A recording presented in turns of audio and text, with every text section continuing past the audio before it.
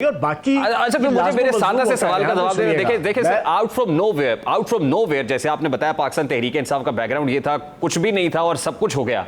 अब उसी तरह आप ये कह रहे हैं कि ये इक्तदार के लिए बनी है इस्तेहकाम पाकिस्तान, तो आपके साथ भी वो गैबी मदद आ रही है जो उस वक्त पीटीआई को मिली थी और इक्तदार मिल गया था? देखें, मैं आपके सामने एक चीज़ क्लियर कर दूं, मैं सियासत का तालिब इल्म हूँ।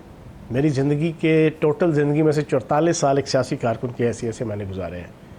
मैं आपको एक बात बड़ा क्लियर कर दूं कि इलेक्टेबल्स या इंडिविजुअल कैंडिडेट, उसकी अपनी अहमियत होती है, पार्टी की अपनी अहमियत होती है। कुछ पाकिस्तान के अंदर इलेक्शंस होते हैं कि जो पार्टी हवा के होते हैं, लेकिन उसमें भी 20% कम अज़ कम वोट जो है वो आपके कैंडिडेट का होता है। लेकिन कुछ इलेक्शंस ऐसे आ जाते हैं जहाँ पे पार्टी इतनी बेस नहीं कर रही होती, वहाँ पे कैंडिडेट ज़्यादा बेस कर रहा होता है, माहौल ऐसा बन जाता है। मैं आपकी इत्तला के लिए अर्ज़ कर दूँ कि ये जो इलेक्शन है, इस इलेक्शन में अगर किसी की गलतफहमी है कि आप 9 मई के वाक़यात के बाद इजराइल और इंडियन रॉ की साजिशों से भी बढ़कर मुल्क दुश्मनी करके पाकिस्तान की फ़ौज और रियासत और रियासती अदारों के साथ टकराव करके आप कहें कि पीटीआई एक पॉलिटिकल पार्टी के तौर पे, ग्रूमिंग पार्टी के तौर पे जनाब यहाँ पर इलेक्शन कंटेस्ट कर रही होगी, तो ये गलतफहमी है आपकी, ये गलतफहमी है। यहाँ पर जो हज़ारों की तादाद में 780A के पर्चे, इंसदाद दहशत गर्दी के पर्चे, मिलिट्री कोर्ट्स के पर्चे और आर्मी तनसीबात के ऊपर हमलों के पर्चे हैं, इनको आप जब भुगतना शुरू करेंगे ना, तो फिर पता चलेगा कि पीटीआई जनाब कहाँ पे खड़ी है और कहाँ पे नहीं खड़ी। और आप अभी सारी चीज़ें अगले महीने 1.5-2 महीनों में क्लियर होंगी। हमारे सामने भी ये पूरे का पूरा नक्शा बिल्कुल क्लियर सामने आया, तो हमने ये डिसीजन किया कि हम एक ऐसा प्लेटफॉर्म अपना बनाएं कि जिस पीटीआई के कम अज़ कम हम ज़ाया ना होने दें। हमने जनाब जिद्दोजहद की है, इस मुल्क और कौम की खिदमत की है, सोसाइटी की खिदमत की है, इन लोगों को हम जनाब ज़ाया नहीं होने देना। अच्छा, ये फैसला हो गया इस्तेहकाम पाकिस्तान के प्लेटफॉर्म से कि इलेक्शन तने तनहा लड़ना है। ओन चौधरी और नोमान लंगड़ियाल साहब को कैबिनेट से मुस्ताफ़ी होने का, ये कल गुज़श्ता रोज़ हमने एक ट्वीट देखा जिसमें ये ऐलान हुआ कि दोनों को मुस्ताफ़ी होने का हुक्म सादर कर दिया गया है। फैसला हो गया कि अलहदा लड़ेंगे, सोलो फ्लाइट करेंगे, कोई सीट एडजस्टमेंट किसी के साथ हाथ नहीं मिलाएंगे। अच्छा, मैं आपको बड़ी क्लियर बता दूं, इस वक्त मगरिब की अजानें हो रही हैं जी। मैं अल्लाह को हाजिर नाजिर जान के, मैं पिछले कुछ 45-50 टॉक शोज़ के अंदर ये बात कर चुका हूँ, हमारी पार्टी किसी किस्म की नरगसियत का शिकार नहीं है। हमारी लीडरशिप किसी किस्म की पीटीआई की लीडरशिप की तरह फालतू की नरगसियत का शिकार नहीं है। पंजाबी का मुहावरा चूड़े वाली आकड़, हमारी ये आकड़ नहीं है कि भाई जी हमने वज़ीर आज़म के साथ नहीं बैठना अगर अपोजिशन लीडर है, अगर हम वज़ीर आज़म है तो हमने अपोजिशन लीडर के साथ नहीं बैठना, अगर हम पॉपुलर पार्टी के जनाब हमारा लीडर जनाब पॉपुलर पार्टी का हेड है तो वो कहे कि मैंने दूसरी पार्टियों के साथ नहीं बैठना। क्यों? कि मैं बहुत अच्छा हूँ, मैं बहुत बेहतर हूँ, मैं अल्लाह का वली हूँ, मैं नऊज़ बिल्लाह गौस कुतुब और कलंदर हूँ, मैं सादिक और अमीन हूँ, मैं दुनिया का सबसे अच्छा इंसान हूँ, बाकी सारे पैड़े हैं, बाकी सारे गुनाहगार, खताकार, सयाकार, बदकिरदार, बदकार, मैं अच्छा हूँ और मैं अच्छा हूँ, मैंने किसी के साथ नहीं बैठना। ओ भाई, ये सियासत नहीं होती। सियासत झुकने का नाम है, सियासत कंप्रोमाइज़ करने का नाम है। सियासत मुल्क और कौम और माशरे और सोसाइटी और आवाम की बेहतरी के लिए अपने असूलों को एक साइड पर रख के इज्तिमाइयत का सोचने का नाम है। रियासत की बेहतरी के लिए कंप्रोमाइज़ करने का नाम है।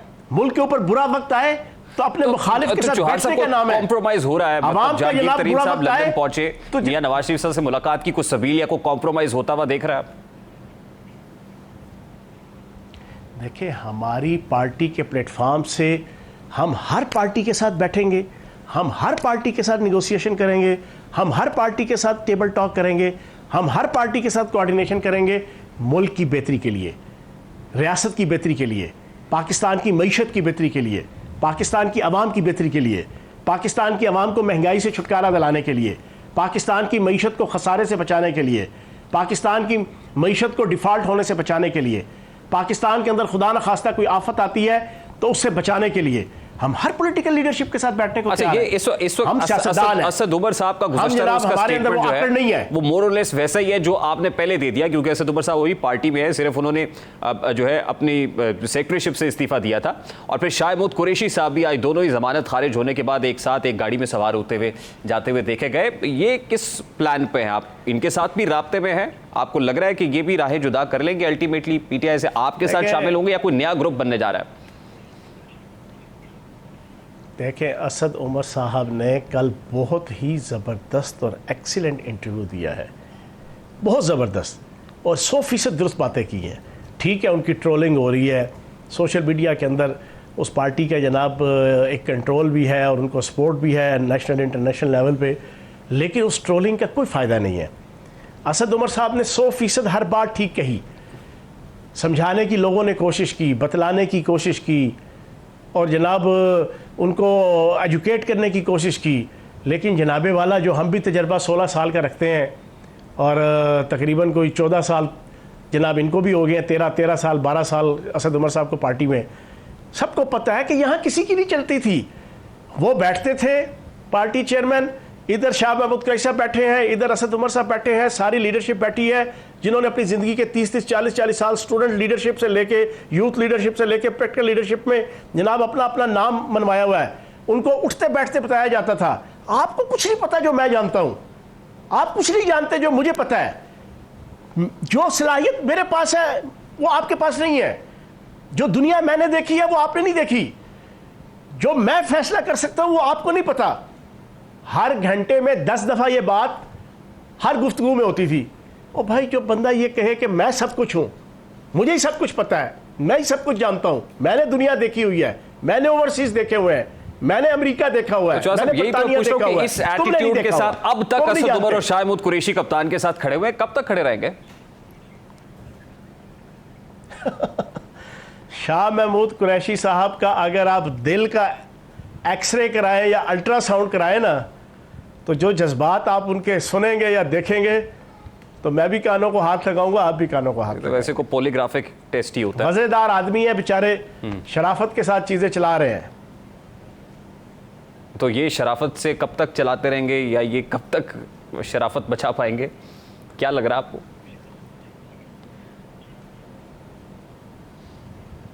देखिए, बात यह है कि ये तो अभी वक्त के साथ साथ आपको पता चल जाएगा। और जिस तरीके से असद उमर साहब की इस वक्त ट्रोलिंग कर रही है इनकी सोशल मीडिया टीम, और भाई खुदा के बंदों को अक्ल से काम लो, गिट्टों में इनकी अक्ल आ, इनको अभी तक समझ ही नहीं आ रहा। वो कहते हैं ना, रस्सी जल गई बल नहीं गया, और जनाब वो सांप चला गया उसकी लकीर के ऊपर पीटा जा रहा है। अभी भी गलतफहमियों का शिकार है जनाब, पीटीआई पर से इक़्तिदार आएगी। मैं हैरान हूँ, और पीछे से जो ना इनको फ्यूल और ईंधन जो ना वो सोशल मीडिया टीम देने लगी हुई है, जो अमेरिका बैठी हुई है, जिसका मखसूस एक एजेंडा है, एक मखसूस मकतबा फ़िक्र के साथ ताल्लुक़, एक मखसूस एजेंसी के साथ ताल्लुक़, और वो बैठ के जनाब फीड करने लगे हुए हैं यहाँ पर बैठे हुए नौजवानों को और यहाँ पर बैठे हुए पीटीआई के एक्टिविस्ट को, कि बस इक़्तिदार ये आने लगा है, ये आ रहा है इक़्तिदार दोबारा से। वो बेचारे सोशल मीडिया के चक्रों में वो कौम लगी हुई है। वो असद उमर साहब को भी नहीं बख्शा उन्होंने। ओ भाई, उसने जेन्युइन बातें की हैं, प्रैक्टिकल बातें की हैं, ऑथेंटिक बातें की हैं, रियलिस्टिक बातें की हैं, उसको समझो, उसको जानो, लेकिन नहीं, जिद लगी हुई है। आज अगर शाह महमूद कुरैशी साहब को झंडा पकड़ा दें जी पार्टी चेयरमैन, मैं ये समझता हूँ पीटीआई 90% अपने मसाइल के ऊपर कवर कर लेगी, लेकिन मुझे पता है उन्होंने नहीं करना। जब गिरफ्तार हो जाएंगे, पीछे उनकी मिसेज ने झंडा उठा लेना है, उनकी बहनों ने झंडा उठा लेना है, उनका एक भांजा है ना, उसने झंडा उठा लेना है। शाह महमूद कुरैशी साहब को इज्जत नहीं देनी, जो वाइस चेयरमैन है, जिनके मुतालिक खुद कह चुके हैं ये आज से कुछ अर्सा पहले कि मेरे बाद वो झंडा उठाएंगे, जो लीगली कानूनी तौर पर वो लेजिटिमेट है इस बात के ऊपर कि वो पार्टी की चेयरमैन ही। बिल्कुल ठीक, उनका लेजिटिमेट राइट बनता है बीइंग वाइस चेयरमैन कि उसके बाद ये कमान उनके पास हो, लेकिन आप ये पहले भी कह चुके हैं कि ऐसा होगा नहीं। लास्टली सर, ये परवेज खटक साहब खामोश है अब तक, एक प्रेस कॉन्फ्रेंस तो हुई, उसमें सवालों जवाब नहीं हुआ, स्टेटमेंट दे के चले गए। वो किस मिशन पे हैं, वो क्या कर रहे हैं? और खबरें आ रही कि 50-60 इलेक्टेबल्स उनके साथ भी है, कोई नया ग्रुप सामने आ सकता है, इज इट ट्रू? पीटीआई का हर लीडर, कौमी और सूबाई, हत्ता के डिस्ट्रिक्ट के भी, और तमाम एमएनए एमपीए सेनेटर अपने अपने मिशन पे हैं इस वक्त, हर एक का एक मिशन है, हर बंदा इंतज़ार में है।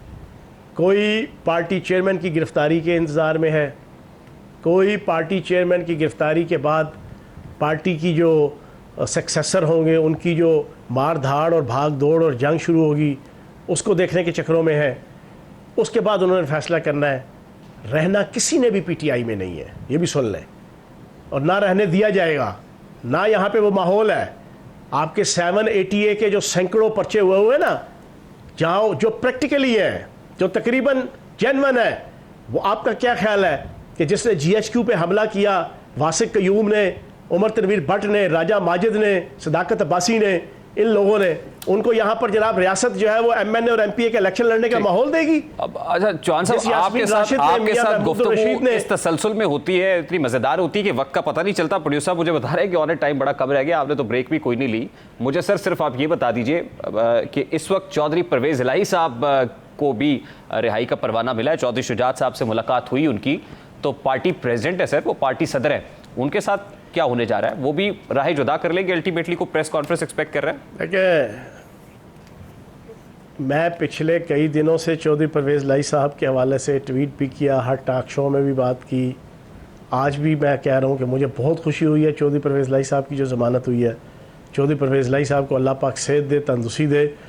मैं एक उनका बरखुरदार कह लो, उनका छोटा भाई कह लो, उनका एक जिसे कहते हैं ना कि दिल से मेरा एक ताल्लुक़ है। मैं बुज़ुर्गों की तरह उनकी जना मैं इज़्ज़त करता हूँ, अपने बुज़ुर्गों की तरह। पीटीआई के अंदर उनकी कोई इज़्ज़त और वक़ार नहीं है, बिल्कुल। मैं 16 साल का तजर्बा अपना बता दूँ, मैं एक एक नीयत, एक एक तबीयत जानता हूँ पार्टी चेयरमैन की भी और पार्टी के जो, खैर पार्टी अब नीचे तो रही नहीं, वो कभी भी चौधरी परवेज़ इलाही साहब को वो इज़्ज़त, वो वक़ार, वो मकाम नहीं देंगे जो वो रखते हैं, ड्यू रिस्पेक्ट रखते हैं। अगर उनकी कहने पे चला होता तो आज शायद पार्टी इस हद तक पहुंचती ना। ठीक, अगर चौधरी परवेज़ इलाही साहब उनके मशीर ख़ास होते तो आज पार्टी इस हद तक पहुंचती ना। ये भी सुन लें। काफ लीग में वापसी हो जाएगी?